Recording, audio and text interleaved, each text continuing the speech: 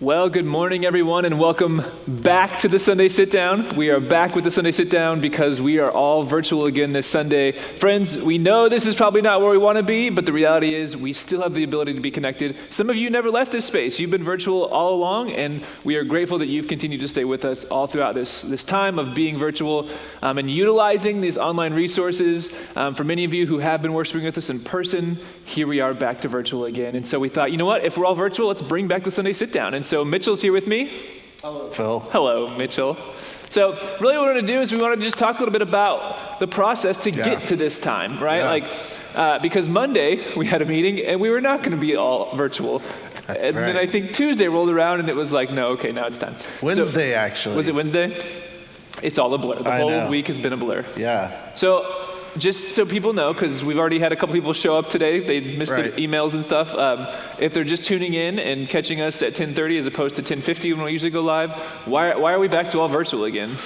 Well, we're back for this Sunday and next Sunday in the virtual space only, primarily because there's no denying how bad things have gotten here in Dallas County. Yep. And we've seen the surge of COVID cases really reach unprecedented levels, and we're trying to do our part to stop the spread. Not so much, because most of our congregation is vaccinated, and hopefully most of our congregation at this time, the vast majority has been vaccinated. I want to make that clear.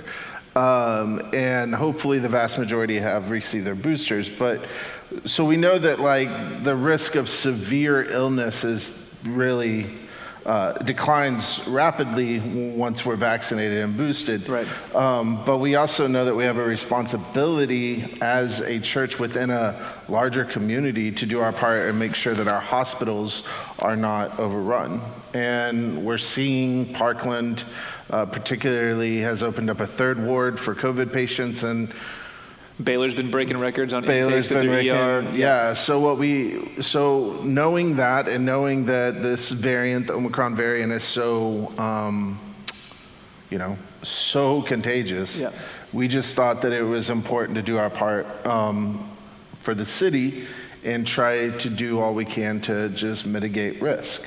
And so that was the one factor. The other is we know how to do online well. Yep. And so it's not, now there's something to be missed, obviously, when we're not in the space together. But we've gotten pretty good at this thing, and so it is a tool that we're comfortable using, and thought that it was important that we use it, particularly over these next couple of weeks as this surge kind of hits its peak. So you sent out a video. We built a website, wrumc.org/COVID. You can go and watch the video. You can see all kind of the updates and stuff. But we're going to go in 2-week segments. So this week, next Sunday we'll be online, and after the 16th, then we'll kind of reassess and figure out where we are with it. Yeah, hopefully we'll, what's happening today is the leadership team's going to meet virtually this afternoon, and we'll put into place some parameters in which we will feel comfortable coming back in person. So whether that's COVID cases dropping to a certain place, whether that's paying attention to what the county's doing and their kind of risk assessment threat levels, or any other pertinent information, we'll put together kind of here's how we come back, and we'll take it kind of 2 weeks at a time, because I don't think any of us can stomach an indefinite online only kind of ethos or mentality. For sure. And just because you're here, and I'm going to put you on the spot a little bit, this wasn't a decision that was made lightly, right? You were stewing over this a lot. Do you want to just kind of pull the curtain back and let people behind us? I was kind of resisting it, obviously. Then the meeting on Monday, we definitely thought about it, and there were opinions in the room that thought it would be a good idea, but I did not want to do it. And I didn't want to do it for a lot of reasons. It was not something that making this decision was not something that was kind of done off the cuff or without discernment. I think that we find ourselves just in a really unique place right now, and And it was really, it was a tough decision. And it was tough because, we have enjoyed being back in person. Right. Everything is better when we are physically together. And so not being able to do that, or to think that that's not a reality again for us as a church is it's not a particularly enjoyable one. Yeah. So we'll switch gears a little bit here, talking about this idea of being in person, because today we're going to celebrate Baptism of the Lord Sunday, and we're going to remember our baptisms. That's right. And obviously, these are really important parts of who it is to be a Christian and who it is to be United Methodist and to be a part of this church and a congregation, because there's something tangible, right? Something real, something tactile. Right. Yeah. You have a bowl right there sitting next to you that has water, right? And when we baptize people, this is what we do: is there's something physical to the aspect of baptism. So for all who are at home, it is Baptism of the Lord Sunday, so we're going to invite you to get some water to make sure you have, because we are going to remember our baptism. So don't do it now. You're going to have an 8-minute break after the sit-down ends, so don't rush away quite yet. What's the message to everybody today? Because we're not in person, because we're not actually going to be here to feel water together, what's the word of hope? No pressure. Well, I don't want to preach 2 sermons. Sure. But I will say that we're paying attention today to the difference between affirmation and acceptance, and it goes kind of beyond this kind of atonement theology of baptism is something we must do to receive salvation. Yep. Which isn't theologically true, but I think it that kind of ethos about baptism certainly exists. Yep.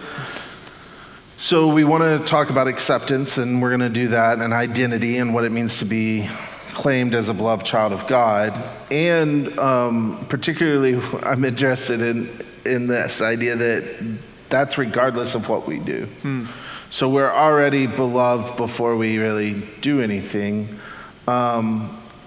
And there's this analogy, this story that I'm not going to tell in my sermon, so I'll tell it now. But essentially, we see a God in the Gospels around this baptism of Jesus that essentially is like a teacher who's been kind of duped.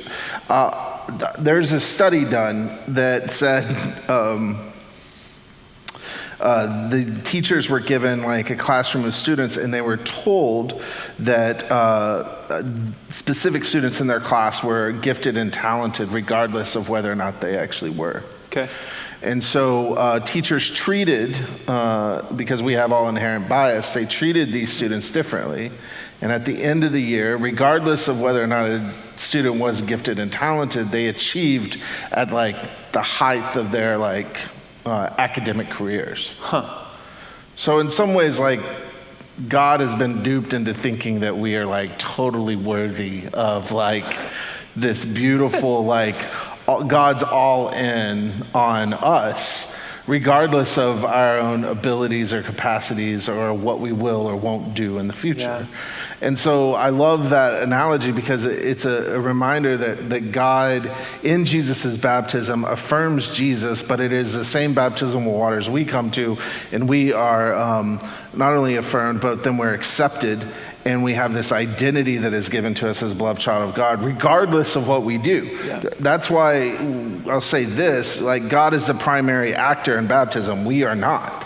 And that's why we are comfortable and find it completely acceptable to baptize infants, is because it is not about what that child will one day do.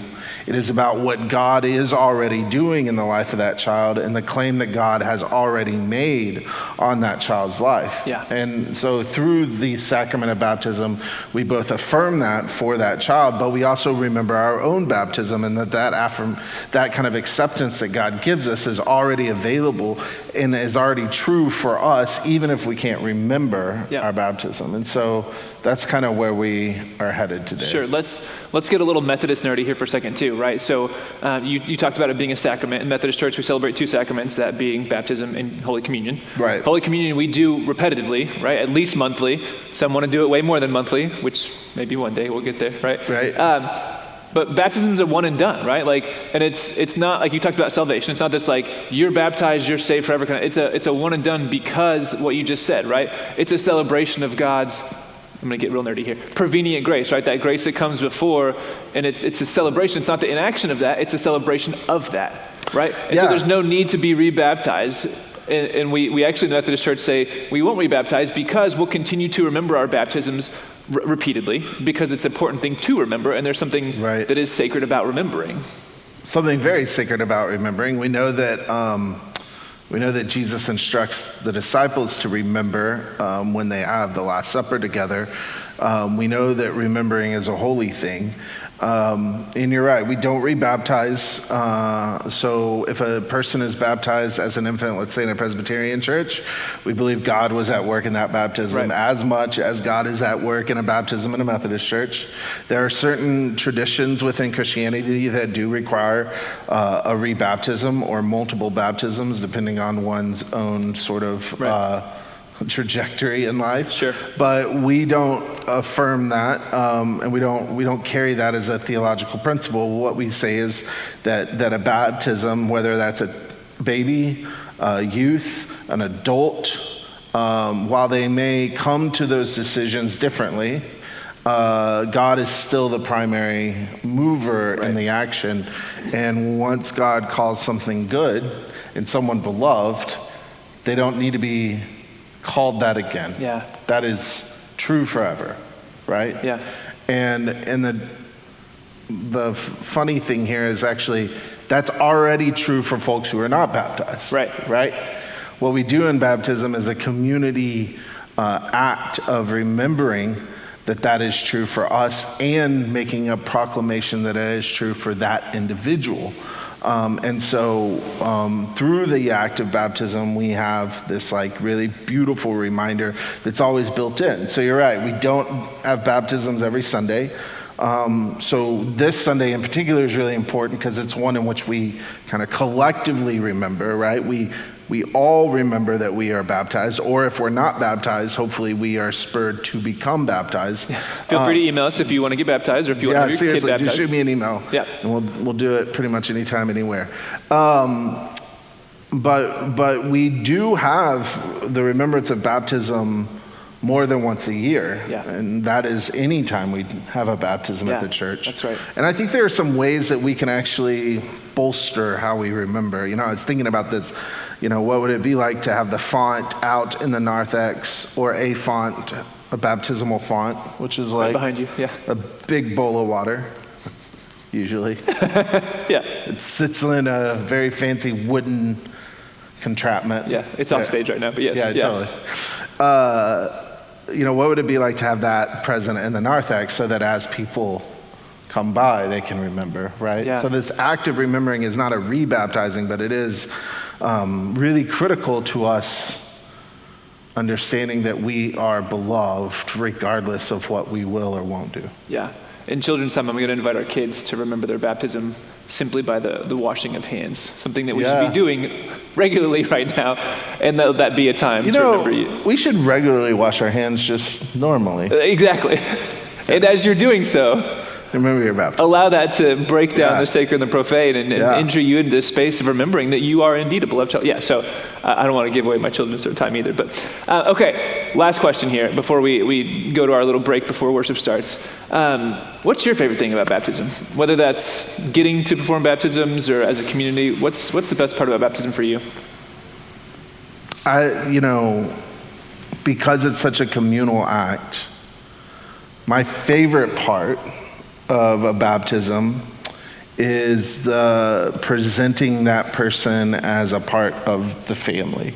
Yeah. So I'm always really nervous, and I was before I had my own kids. I was nervous because I didn't really know how to hold babies. Now I feel pretty confident in that, and I can usually get through it just fine regardless of how well it actually goes. There's a lot of variables in a baptism. Yes, there are.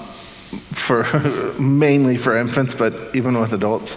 But my favorite part is when I get to carry that child or walk with that person like down the center aisle, typically when we're in person. Yep. And let the family that we are as a church welcome their newest family member.